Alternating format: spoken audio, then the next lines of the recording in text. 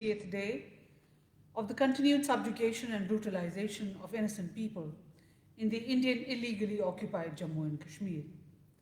The Indian occupation forces, during their continued so-called cordon and search operations in recent days, martyred Ijaz Ahmed Bhatt, Ishfaq Rashid Khan in Srinagar area. Ceasefire violations on the line of control and the working boundary, targeting civilian populated areas with artillery fire, heavy caliber mortars, and automatic weapons continue unabated. This year alone, India has committed 1,823 ceasefire violations, resulting in 14 shahadats and serious injuries to 138 innocent civilians. Pakistan also strongly condemns the restrictions imposed by Indian authorities on Eid al-Azha prayers in the Indian illegally occupied Jammu and Kashmir. The imposition of restrictions on prayers on one of the most important days of the Islamic calendar represents complete disrespect by the Indian government for the sentiments of the Muslims of the Indian occupied Jammu and Kashmir. It is also a flagrant violation of their fundamental freedom of religion. Indian authorities are using COVID-19 related restrictions as a pretext to curb religious freedom of the Muslims of the Indian occupied Jammu and Kashmir. While the BJP government has been allowing religious activities in various other contexts and instances, disallowing the Kashmiri Muslims to offer Eid al-Azha prayers is a blatant discrimination.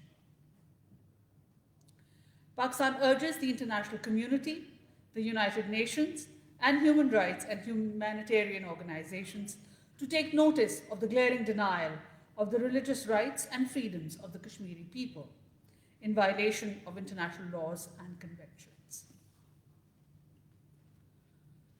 In recent days, we have seen reports of the recent acquisition of Rafale jets by the Indian Air Force. According to some former senior Indian officials and several international publications, these Rafale jets are dual-capable systems that can also be modified as nuclear weapon delivery systems. It is well known that India continues to expand and modernize its nuclear arsenal, both in terms of type and number of delivery systems. In addition to this, India has nuclearized the Indian Ocean and continues to increase the readiness of its arsenal through measures such as canisterization of missile systems. It is disturbing to note that India continues to amass military capabilities beyond its genuine security requirement.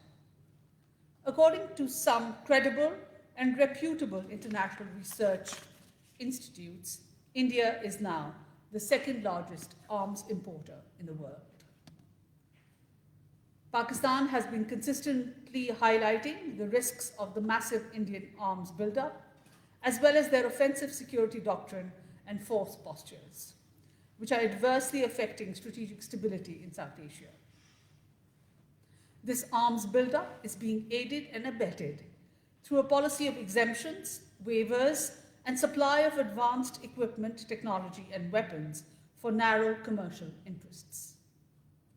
Such arms transfers also violate the objectives of various export control regimes on preventing, destabilizing accumulations of arms in various regions, including where there exists outstanding conflicts and disputes.